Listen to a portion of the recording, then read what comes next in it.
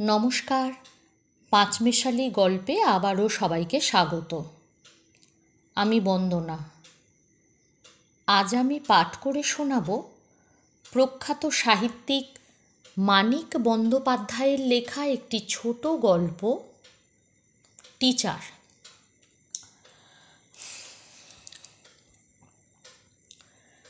রাজমাতা high স্কুলের secretary রায়বাহাদুর অবিনাশ তরফদার ভেবেচিন্তে শেষ পর্যন্ত টিচারদের কিছু সদুপদেশ দেওয়া স্থির করল। বুড়ো বয়সে এমনিতেই তার ঘুম হয় কম, তার ওপর এইসব যাচ্ছে তাই খাপছাড়া ব্যাপারে মাথা গরম হয়ে যাওয়ায় কদিন আর ঘুমই হয়নি।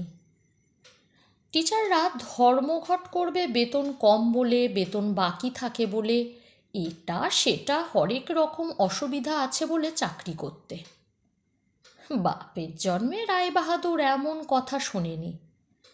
বিদ্যালয়ের শিক্ষক, তারা কি মজুর না ধাঙর যে ধর্মঘট করবে?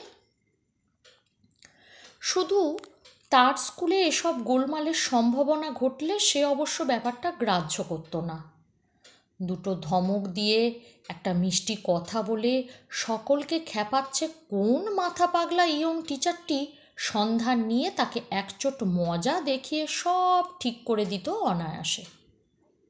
কিন্তু সারা বাংলাদেশের সব স্কুল টিচাররা জোট বেঁধেছে, সম্মেলন করছে, খেতে পায় না ব্যাজ পড়েছে।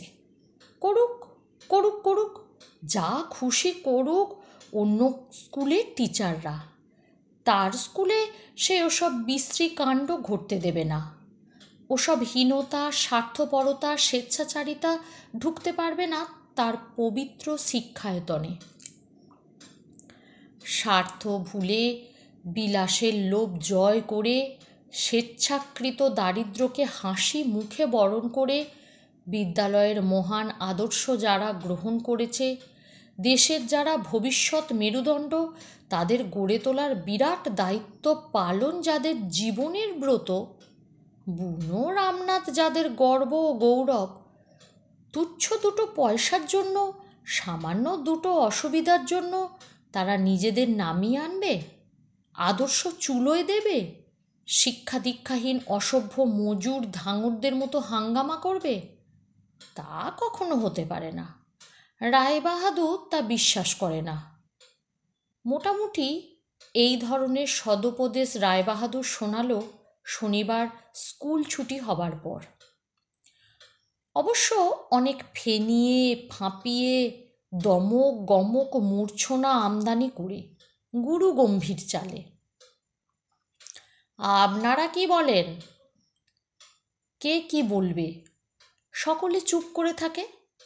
রায়বাহাদুরের ধৈর্য বড় কম, বিশেষত এখন এত লম্বা বক্তৃতা দেবার পর এই গরম এক ফোঁটাও আছে কি না সন্দেহ। কেউ কিছু বলতে গেলে হয়তো গালাগালি দিয়ে বসবেন, গালে চড় বসিয়ে দেওয়াও আশ্চর্য নয়। কিছু বলার দরকারও ছিল না। টিচারদের দাবি দাওয়া সম্পর্কে একটা অফিসিয়াল মিটিং নয়, রায়বাহাদুরের নিজস্ব সদুপদেশ দানের সভা। চুপচাপ বসে শোনাই এখানে যথেষ্ট। প্রৌঢ় হেডমাস্টার শশাঙ্ক কেবল একবার মাথা চুলকিয়ে বলে, আগে তা বই কি। শিক্ষক জীবনের মহান আদর্শের কথা কি তারা ভুলতে পারে? সভার শেষে শশাঙ্ক একান্তে আবার বলে, গত মাসের বাকি মাইনেটার জন্য একটু, যে রকম দিনকাল সংসার চালানোই। কে উস্কানি দিচ্ছে জানেন? বছর আগে হলে শশাঙ্ক হয়তো দু একটা কথা উচ্চারণ করে ফেলত, কিন্তু শশাঙ্কবাবুও আর সেই শশাঙ্কবাবু নেই, অনেক বদলে গেছে। আগে উস্কানি কে দেবে? একজন দুজনের উস্কানির ব্যাপার নয়, আপনি তো জানেন দেশ জুড়ে এরকম চলছে। স্কুলের বাগানের দিকে চেয়ে থেকে রায়বাহাদুর বলে, গিরিন খুব পলিটিক্স করে বেড়ায় নাকি? বুকটা ধড়াস করে ওঠে শশাঙ্কের। গিরিন তার জামাই। মনে মনে আর একবার গিরিনকে অভিশাপ দিয়ে বলে, পলিটিক্স করে না, মিটিং ফিটিং হলে হয়তো কখনো শুনতে যায়, আর স্কুলে পলিটিক্স নিয়ে কিছুই হয় না। হয় না? সেদিন স্ট্রাইক করে ছেলেরা স্কুলের মাঠে যে মিটিং করলো, আগে সেটা ঠিক পলিটিক্যাল মিটিং নয়, প্রোটেস্ট মিটিং মাত্র। কলকাতায় স্টুডেন্টদের ওপর গুলি চালানো হলো, তারই প্রোটেস্ট। কলার কাঁদিটা বাড়তি হয়েছে না? এবার কেটে ঝুলিয়ে রাখলে পেকে যাবে 2-1 দিনের মধ্যে, কি বলেন? কাল মালিকে বলবো, রাতারাতি যেন চুরি হয়ে যায় না, দেখবেন। রায়বাহাদুর হাসল। সন্ধ্যার পর গিরিন বাড়িতে তার সঙ্গে দেখা করতে গেলে রায়বাহাদুর আশ্চর্য হলো না। গিরিনের সম্পর্কে তার প্রশ্নের ভোরকে নিয়ে শশাঙ্ক নিশ্চয়ই তাকে পাঠিয়ে দিয়েছে দোষ কাটাতে। কথায় কথায় তাকে জানিয়ে দিয়ে যেতে যে ভুলচুক যদি সে করেই থাকে, তিনি যেন ক্ষমা করে নেন। এবার থেকে সে সাবধান হবে। তাই যদি হয় তবে বেশ ভালোই। গিরিন কিন্তু ওসব কথার ধার দিয়েও যায় না। খুব বিনীত ও নম্রভাবে পরদিন তার ছোট ছেলের অন্নপ্রাশনে নেমন্ত্রণ জানায়। রায়বাহাদুর অবশ্য বুঝতে পারে তার মানেও তাই। খানিকটা স্পষ্টভাবে জানানোর বদলে ইঙ্গিতে জানানো যে সে অনুগতই। রায়বাহাদুর যা অপছন্দ করেন তা থেকে সে তফাৎ থাকবে, তাকে চটাবে না। অন্নপ্রাশন ছোট ছেলের? তা বেশ, কিন্তু আমি নেমন্তন্নে যাই না, বুড়ো শরীরে সয় না ওসব। রায়বাহাদুর অমায়িকভাবে হাসে। আপনাকে পায়ের ধুলো দিতেই হবে, গিরিন বলে নাছোড়বান্দার জোরালো অনুনয়ের স্বরে। সকাল সকাল গিয়ে আশীর্বাদ করে আসবেন, শুধু একটু ফলমূল মুখে দেবেন। সবাই আশা করছি, মনে বড় আঘাত পাব না যদি আপনি যান। রায়বাহাদুর যেতে রাজি হয়েছে ধরে নিয়েই যেন একটু ইতস্তত করে গিরিন।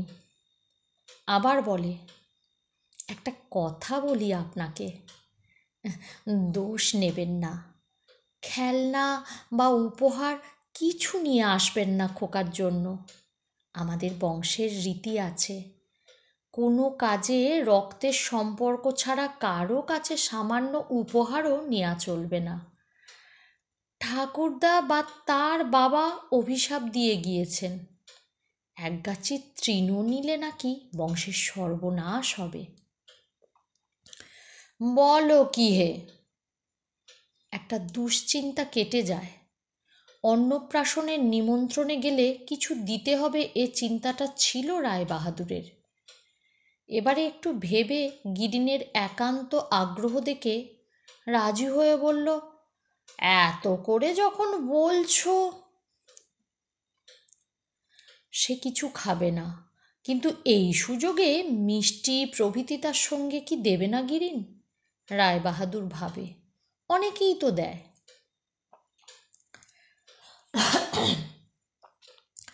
প্রায় 10টায় রায়বাহাদুর গিরিনের বাড়ি পৌঁছল। বাড়ি দেখে একটু আশ্চর্য হয়ে গেল। ছোট ছেলের অন্নপ্রাশন উৎসবের চিহ্ন না দেখে আরও বেশি। এত ছোট, এত পুরনো, এত দিনহীন চেহারার একতলা পাকা বাড়ি হয় রায়বাহাদুর জানত না। কারণ এর চেয়েও খারাপ বাড়ি চারিদিকে অসংখ্য ছড়ানো থাকলেও সে কোনোটার দিকে কখনো তাকিয়ে দেখেনি। এ ধরনের বাড়ির অধিবাসী কোশমিনকালেও তাকে বাড়িতে নিমন্ত্রণ করতে সাহস পায়নি। ছেলের অন্নপ্রাশন রীতিমতো একটা উৎসবের ব্যাপার। তার ছেলের অন্নপ্রাশনে ব্র্যান্ড বেজেছিল। মেয়ের ছেলের অন্নপ্রাশনে সে অন্তত সানায় বাজায়। লোকে গিজগিজ করে তার বাড়িতে, ছেলের বেলা বেশি হোক, মেয়ের ছেলের বেলা কম হোক, কিন্তু গিজগিজ তো করে। গিরিনের বাড়িতে লোক আছে বলেই মনে হয় না। ভেতর থেকে শুধু ভেসে আসে ছোট একটা ছেলে বা মেয়ের কান চেরা কান্না। গাড়ির আওয়াজে বেরিয়ে এসে গিরিন তাকে অভ্যর্থনা জানায়। যথাসাধ্য আয়োজন করেছি, দোষ ত্রুটি ক্ষমা করবেন। যথাসাধ্য আয়োজন? বৈঠকখানার ভাঙা তক্তপোষে বিছানো ছেঁড়া ময়লা শতরঞ্চির এক প্রান্তে কুণ্ডুলি পাকানো ঘেউ কুকুরের মতো দলা পাকিয়ে বসে আছে খালি গায়ে জবুথবু একটা মানুষ। মেঝেতে লোম ওঠা বিড়ালটা ছাড়া আর কোনো জীবন্ত প্রাণী নেই ঘরে। তক্তপোষ ছাড়া বসবার আসন আছে আরেকটি। কেরোসিন কাঠের একটা টেবিলের সামনে কালি মাখা একটা কাঠের চেয়ার। দিনে বৈঠকখানা হলেও ঘরটি যে রাত্রে শোবার ঘরে পরিণত হয় তার প্রমাণ গুটানো কাঁথা মশারির বান্ডিলটা জানালায় তোলা রয়েছে। তক্তপোষের নিচে ঢুকিয়ে আড়াল করে গোপন করে ফেলবার বুদ্ধিটা বোধহয় কারোর মাথায় আসেনি। ইনি আমার বাবা, গিরিন পরিচয় করিয়ে দেয়। 2 বছর ভুগছেন। আর বছর ডাক্তার বলেছিলেন কলকাতায় নিয়ে গিয়ে ট্রিটমেন্ট করাতে। পেরে উঠিনি। 700-800 টাকার ব্যাপার। জবুথবু বৃদ্ধ কষ্টের চোখ মেলে তাকায়। 2টি হাত একত্র করে নমস্কার জানাবার মতোই যেন চেষ্টা করে মনে হয়। ক্ষীণ কণ্ঠে কি বলে ভালো বোঝা যায় না।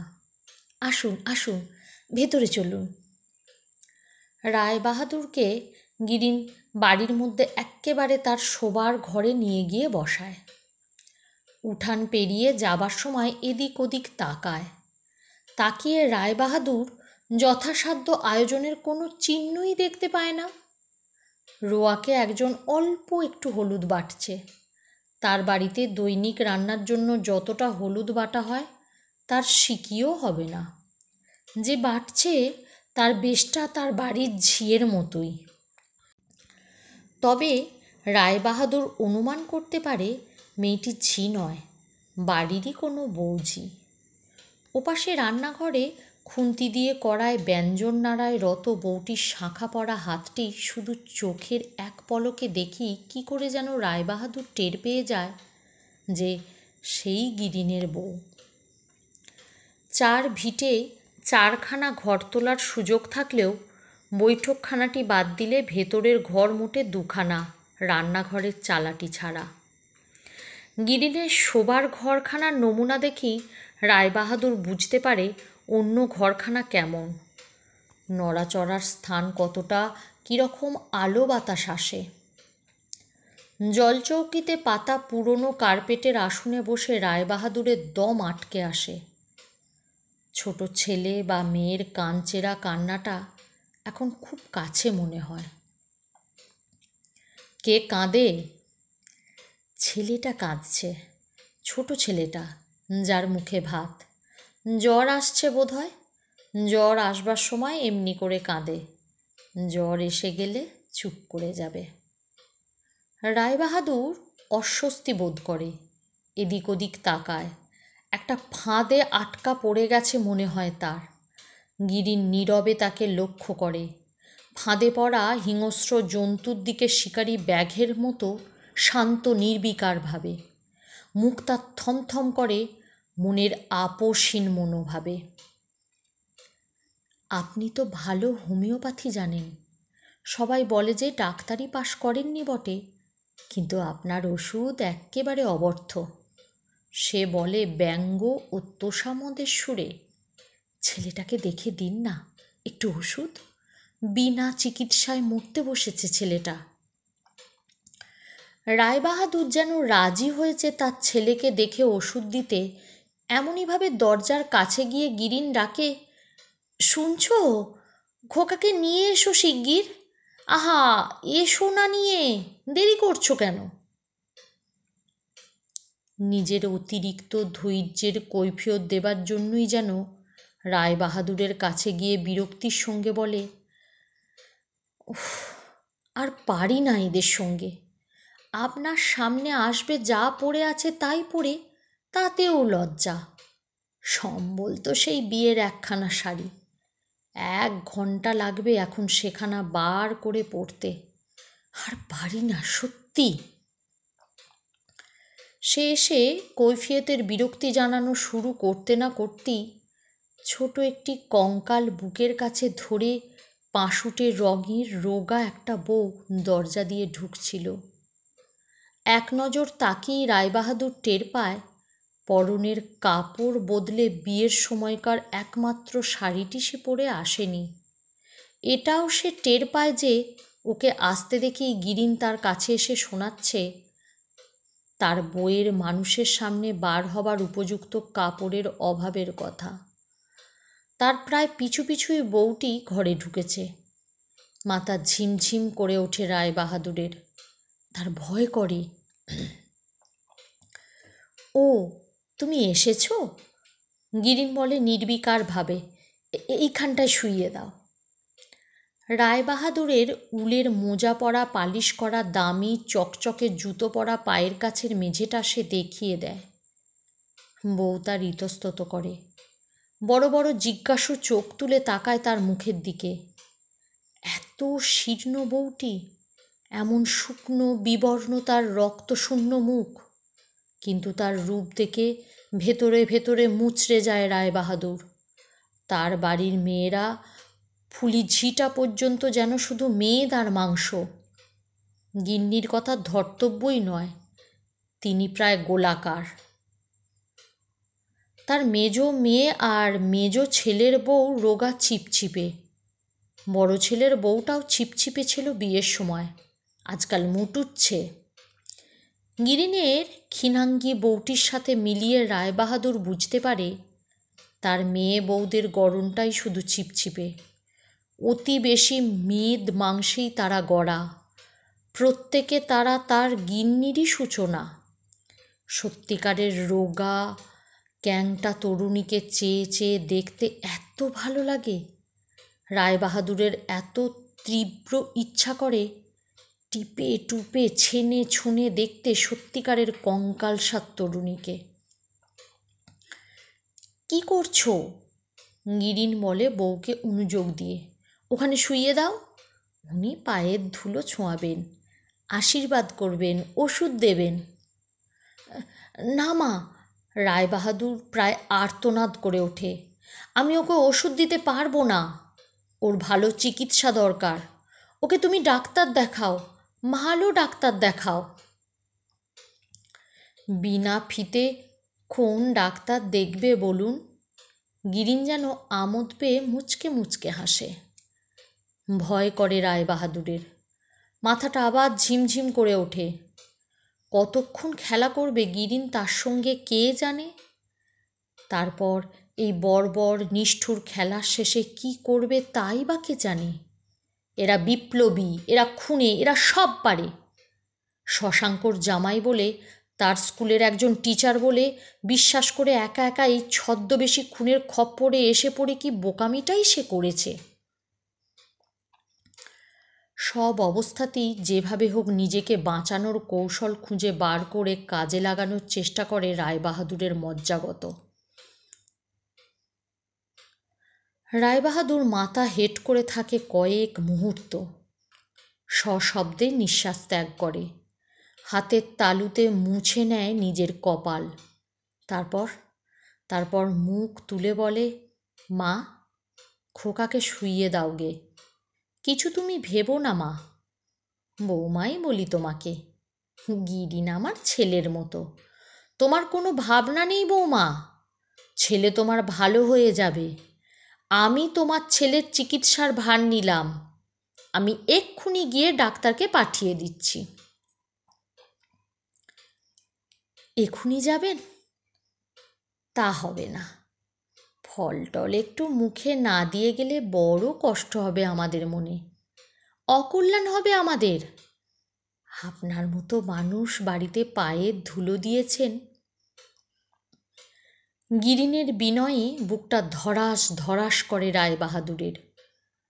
অসহায় দৃষ্টিতে চেয়ে থাকে পায়ের চকচকে জুতোর দিকে।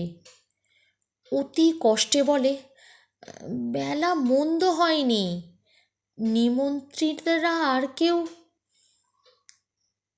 আগে বলিনি আর কাউকে, ইচ্ছে ছিল বলবার।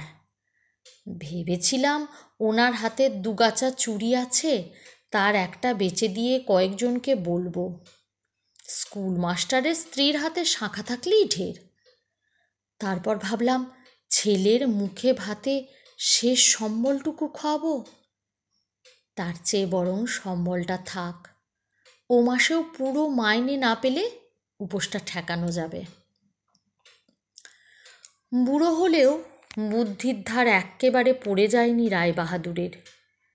জীবনে উঠতে গিয়ে মুশকিলে পড়তে হয়েছে অনেকবার। নিজের বুদ্ধি খাটিয়ে নিজের মুশকিল আসান করেছে। আজকের বিপদের ধরনটা ঠিক বুঝে উঠতে পারছে না, এটাই হয়েছে ফ্যাসাদ।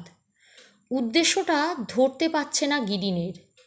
নিজের দুর্দশা চোখে দেখিয়ে তার দয়া জাগাবার স্বাদ থাকলে চোখে এভাবে আঙুলের খোঁচা দিয়ে কি কেউ তা দেখায়?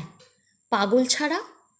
তাকে বিরক্ত করে চটিয়ে এমন টিটকিরি দেওয়ার ভঙ্গিতে দেখায়, এমন উদ্ধত বিনয়ের সঙ্গে কাল টিচারদের সভায় কিছু না বলে গিরিন যেন ঘাড় ধরে তাকে বাড়ি টেনে এনে বাস্তব প্রতিবাদ জানাচ্ছে তার বক্তৃতার, ব্যঙ্গ করছে তাকে। কিন্তু কেন করছে সেটা তো কিছুতেই মাথায় ঢুকছে না রায়বাহাদুরের। তার স্কুলের একজন টিচার কি এত বড় গাধা যে এই সহজ কথাটা বুঝতে পারে না? এভাবে তার কাছ থেকে কোনো অনুগ্রহ আদায় করা যায় না, এতে বরং তারই বিপদ, সমূহ বিপদ। মুখের ভাব, গলার সুরে সহানুভূতি আনার চেষ্টা করে রায়বাহাদুর বলে, তোমার অবস্থা এত খারাপ তো জানতাম না গিরিন।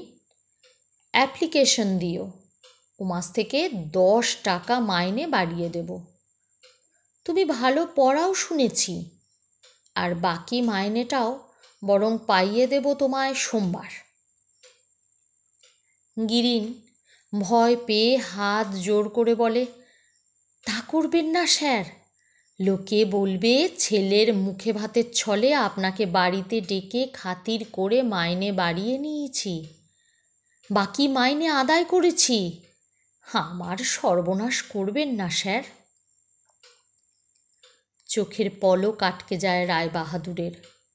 ঢোক গিলতে গিয়ে দেখে সেটাও আটকে গেছে। ঘরে যে অসীম দৈন্য ভিখারির সকরুণ আবেদনের মতো এতক্ষণ তাকে পীড়ন করছিল, হঠাৎ যেন সেটা দাবিদারের শাসানির মতো ফুঁসে উঠেছে। উঠানে 3টি উলঙ্গ ছেলে মেয়ে খেলা করছে ধুলামাটি নিয়ে। খেলা যেন ছল ওদের। রায়বাহাদুরকে ওরা অবজ্ঞা জানাচ্ছে। ও ঘরে জোড়ো ছেলেটার কান্না ঝিমিয়ে এসেছে, কিন্তু সেও যেন ভয় দেখালো রায়বাহাদুরকে। কান্না নিস্তেজ হয়ে আসা যেন ঘোষণা বাচ্চাটার যে কান্না সে চিরতরে থামিয়ে দেবে, সে মরবে, মরে দায়ী করে রেখে যাবে তাকে। তাকে আরও শাসানো দরকার বলেই যেন গিরিনের পরিবারের আরও 2জনে এবারে আসরে নামে। প্রৌঢ়া একটি স্ত্রীলোক তারস্বরে চেঁচাতে চেঁচাতে একটা কুমারী মেয়ের হাত ধরে টানতে টানতে ঘরে নিয়ে আসে। দেখ দেখ গিরিন, দেখ ধেড়ে মেয়ের কাণ্ড দেখ, ডাল ধুতে দিয়েছি, লুকিয়ে কাঁচা ডাল চিবুচ্ছে। গিরিনের মা থেমে যান, জিভ কাটেন। মেয়েটি পালিয়ে যায় হাত ছিনিয়ে নিয়ে। এক মুহূর্ত হতভম্বের মতো দাঁড়িয়ে থেকে মাও সরে যান। আমি এবার উঠি গিরিন, একটু বসুন। গিরিন বেরিয়ে যায়। গিরিন ফিরে আসবার একটু পরে সেই চুপি চুপি ডাল খাওয়া মেয়েটি একটি রেকাবিতে 2টি সন্দেশ, একটি কলা, কয়েক টুকরো আপেল ও শসা নিয়ে জড়ো সড়ো হয়ে ঘরে আসে। বাঙালি গেরস্থ ঘরের হিসেবে বিয়ের বয়স তার পেরিয়ে গেছে অনেক দিন। মেয়েটি রোগা, পুষ্টির অভাবে সত্যিকারের রোগা। সত্যিকারের রোগা মেয়ের দিকে তাকাবার মোহ কিন্তু তখনকার মতো কেটে গিয়েছিল রায়বাহাদুরের। নীরবে সে 2-1 টুকরো ফল মুখে দিতে থাকে। বৈঠকখানা দিয়ে যাবার সময় চৌকির প্রান্তের জরাজীর্ণ মানুষটি কষ্টে চোখ মেলে তাকায়। রায়বাহাদুর এক নজর দেখি তাড়াতাড়ি চলে যায় বাইরে। সোমবার গিরিট নোটিশ পায়, বরখাস্তের নোটিশ। সে প্রত্যাশা করেছিল ক্ষমতা থাকলে ফাঁসির হুকুম দিত রায়বাহাদুর। কিন্তু একটা কথা জানে গিরিন, রায়বাহাদুর ভুলতে পারবে না, তার ভয় করবে। শিক্ষকদের দারিদ্র্যের মাহাত্ম্য কীর্তন করে শোনাতে গিয়ে একটু একটু আটকে আটকে যাবে কথাগুলো। উচ্ছ্বাসটা হবে মন্দা, দয়া মায়া সহানুভূতিতে নয়, ভয়ে। গল্প পাঠ ভালো লাগলে লাইক, কমেন্ট, শেয়ার করবেন। আর আমার আরও গল্প শুনতে হলে আমার চ্যানেলটিকে সাবস্ক্রাইব করে আমার পাশে থাকবেন। সবাই ভালো থাকুন। নমস্কার।